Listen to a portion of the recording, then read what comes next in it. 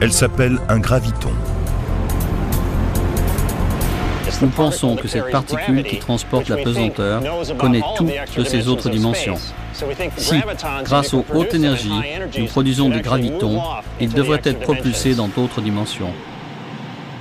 Mais trouver un graviton, ou bien la moindre trace de son existence, est un immense défi.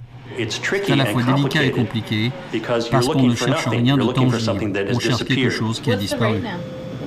C'est vraiment très exceptionnel de produire une particule originale.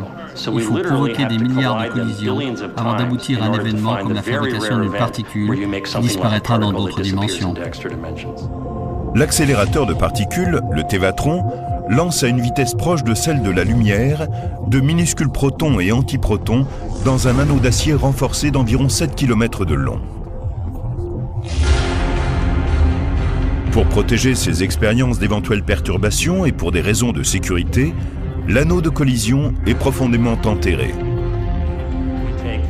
D'un côté, nous envoyons un champ magnétique chargé de protons autour du grand anneau et de l'autre, un champ magnétique chargé d'antiprotons que l'on l'écrase à deux endroits de l'anneau.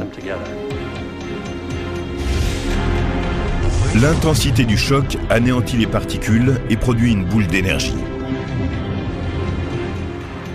L'idée est de fabriquer de nouvelles particules qui disparaîtraient dans l'autre dimension. Mais s'il ne se passe rien, comment saura-t-on qu'un graviton est parti dans une autre dimension? On pourra se demander, en reconstituant ce qui s'est passé au moment du choc, qu'est-ce qui manque? Un instant d'énergie aura disparu.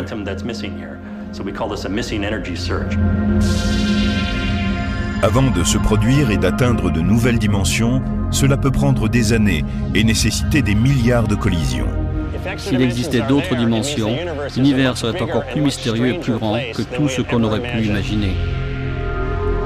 Expédier un graviton dans une autre dimension serait la preuve manifeste qu'un monde parallèle existe. Alors, comment y aller, se demanderait-on?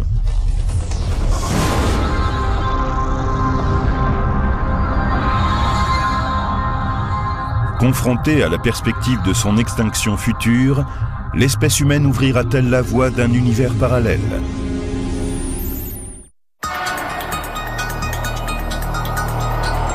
Les univers parallèles ne sont pas seulement l'idée folle de chercheurs voulant marier la science avec la fiction. Si l'on réussit à prouver leur existence, ils pourraient être d'une importance primordiale dans un avenir lointain. Découvrir un passage vers un autre monde pourrait un jour sauver l'humanité. Dans quelques milliards d'années, notre Terre disparaîtra, inévitablement. Les experts disent que tout s'achèvera avec l'effondrement ou le refroidissement du Soleil. Si l'existence d'autres univers était prouvée, ils serviraient de canaux de sauvetage. Pour les générations futures, un passage ou une porte vers un autre monde serait le seul espoir de survie. Dans ce cas, pourrons-nous trouver une issue? Une voie géniale en théorie pour passer de notre univers à un autre serait de traverser un tunnel qui serait comme un pont reliant deux univers. Ce serait comme prendre le train ou le métro. Comme dans le métro. On prendrait ce tunnel pour se déplacer. Mettez deux feuilles de papier parallèlement, l'une en face de l'autre, puis imaginez un raccourci, une porte entre ces deux univers. Albert Einstein et son élève, Nathan Rosen, ont formulé cette grande idée pour la première fois en 1935. Deux trous noirs, reliés par un tunnel, devraient permettre à une personne ou à une rame de métro de passer rapidement dans un autre espace-temps.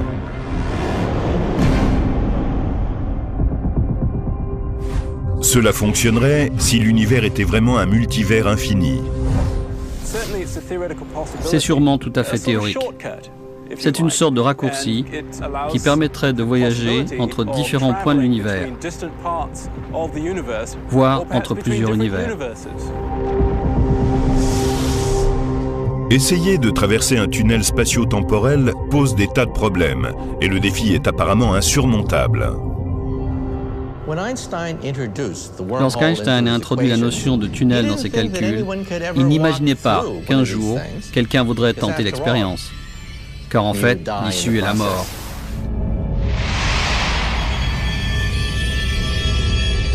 Aussi incroyable que cela paraisse, des chercheurs pensent qu'il y a peut-être une façon de voyager ainsi et d'y survivre pour le raconter.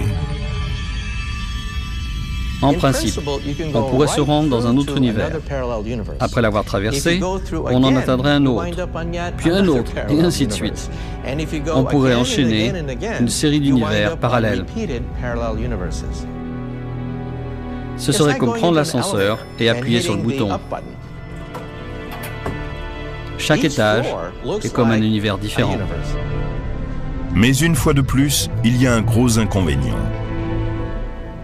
Le problème, c'est que vous ne savez pas où vous allez vous retrouver.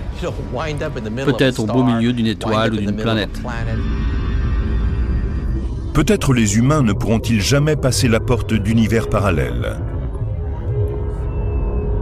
Mais s'il existait un autre moyen de sauver l'humanité? Si la porte est minuscule, comme de la taille d'un atome, nous pourrions y envoyer une graine. Un robot microscopique ou nanorobot contenant de l'ADN ainsi que toutes les informations permettant de créer une nouvelle civilisation à l'autre bout de l'univers. Où voyons-nous cela dans la nature? Prenez un arbre. Il fabrique des graines qui contiennent son ADN et qu'il propage dans toutes les directions pour donner naissance à d'autres arbres.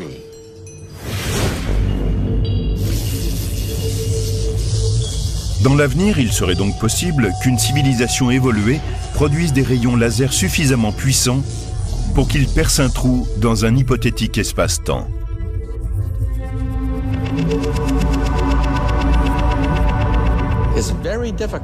C'est très difficile, mais nous avons calculé que si l'on concentre une immense énergie en un seul point pour atteindre ce que nous appelons l'énergie de Planck,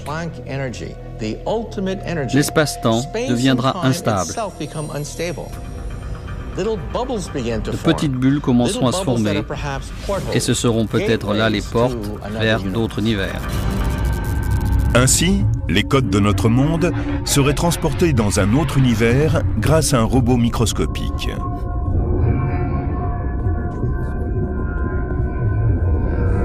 Face à l'extinction de l'homme, cela pourrait être le dernier espoir de l'espèce humaine. Si nous n'agissons pas, l'univers disparaîtra. Mais si cette incroyable prouesse s'accomplit, tout notre univers ressurgira. Et tel un phénix, il renaîtra de ses cendres. Autrement dit, nous nous prenons pour Dieu.